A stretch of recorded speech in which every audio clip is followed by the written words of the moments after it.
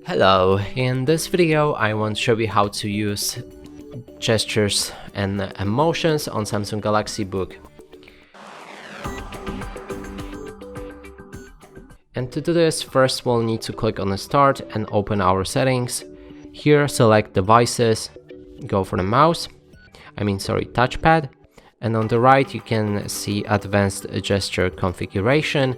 And here you can check all of the options that you have on this laptop for gestures, and you need to use them on your touchpad. And for example, we have taps, launch Windows search. Now we need to use our three fingers and simply tap them on our touchpad, and it will basically open a search, as you can see.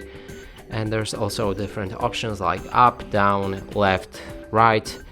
And you can change the functions by clicking on the pop-up. So for example, here we want to go for minimize window, and I will use my three fingers and swipe them up like that, and yep, it minimizes the window.